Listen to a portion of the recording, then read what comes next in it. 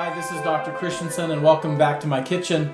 Today what we're going to do is I'm going to show you how I loaf up some of the sourdough bread that I've made. And so early this morning I started some sourdough. It's been rising here for about 8 hours now.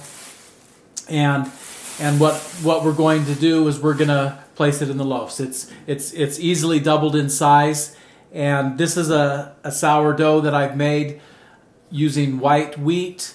I have my seedy mix, which is sesame seeds, sunflower seeds, flax seeds, poppy seeds, and with this loaf of bread, I also added some raisins and some chopped walnuts.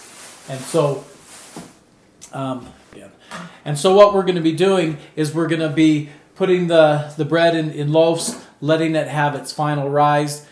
When you make sourdough and you only let it rise initially for about 8 to 12 hours, the flavor is very, very mild. It's not very sour, and that's what I'm going for with this. Is I want a mild flavor. I don't want people to even know that it's sourdough, even though I'm going to be getting the benefits of the sourdough process, which is primarily it's breaking down the gluten.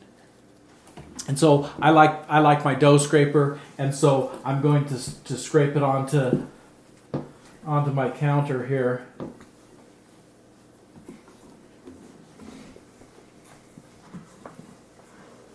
These dough scrapers are great.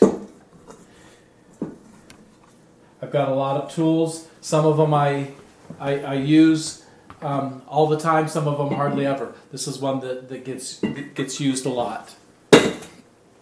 And so I've got my bread here. I'm just going to knead it. This is a dough cutter, and so you can see by it sticking to the counter a little bit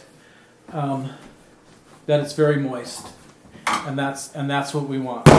We want our bread to be just a little bit sticky, and that tells me it's going to be the right consistency. And so typically when I make this size of dough, I'm going to end up with two loaves and a small one. I like using cast iron. It's really nice. It bakes really well, and it pops right out when you're done. And so that's what we're going to be doing today. And so I'm going to cut the bread into the appropriate sizes, and experience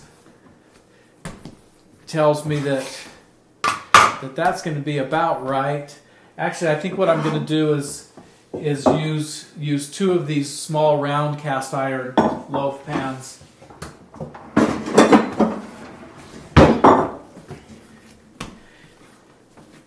And I simply form it into the loaf. This is going to be the round one, and I can tell right now it's going to be a little bit too big, so I'm going to just cut a little bit off of that, reform it, and then place that in the pan. These pans are nice to give as gifts. The size is really good, and we like them. So there's one of them. I'm going to cut that one down just a little bit.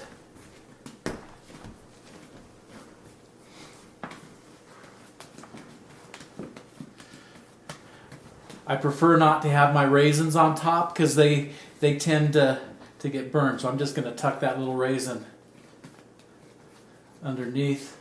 Put that in the other size pan. You can see that's a little bit bigger. So I'm gonna remove again just a little bit more.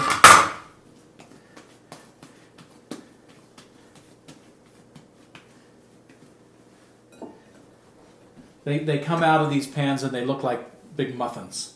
And so finally I've got my loaf pan. And I think what I'm going to do with this is something a little special. Since it is walnuts and raisins, we're going to add a little more cinnamon to it. And so I've got my cinnamon here. I'm going to flatten this out just a little bit, and then I'm going to take some cinnamon and I'm going to sprinkle it on there. And this is going to give me kind of a cinnamon swirl inside the loaf. And then I'm just going to roll that up, put that in the pan. Now it is going to double in size. I'm going to just pick off a couple of these raisins because I don't want them to be hard. It is gonna rise up real nice. And so one of the things that I do to finish these, many of the recommendations other bakers make is they say don't slice your bread as far as scoring it on the top until after it's rise.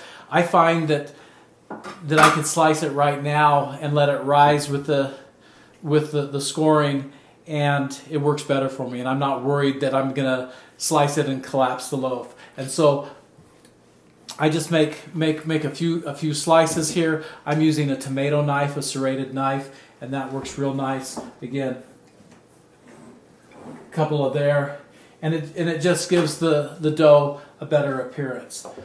We're ready for our final rise. To do that, I'm going to place these loaves in the oven at 100 degrees. If your oven cannot go that low, you just leave them on the counter. They don't rise as fast, but with what we're doing, we want a fairly quick rise. It's going to rise in about an hour, and then we'll be ready to bake.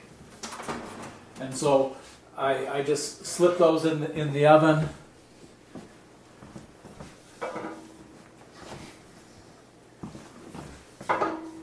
And I'm going to cover them. They will dry out a little bit. And so I just take my cloth that I had over my pans to begin with and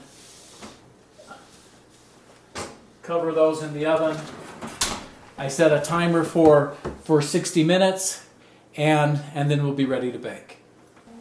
And so my bread has been in the oven for about 60 minutes and rising. As you saw, I had it on 100 degrees, which is nice. You could also let it rise on your counter. I've taken the bread out of the oven and you can see that it's risen pretty nicely. And so I've preheated the oven to 400 degrees, and we're going to put the bread in the oven.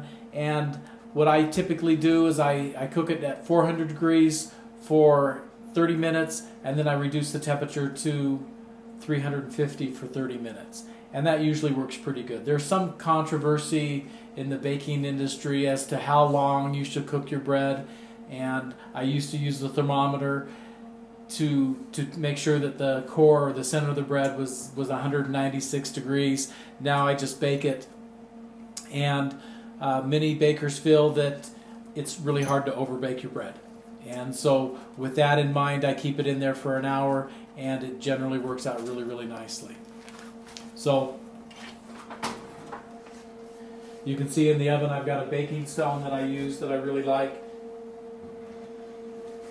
I use the baking stone when I'm making pita bread. You can see what the slicing of the bread does. It just gives it a little bit of a varied or nicer texture.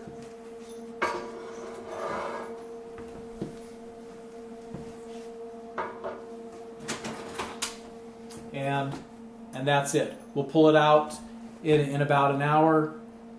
I finish off the bread by brushing the top of the bread, usually with butter or some sort of oil, and that gives it a softer consistency.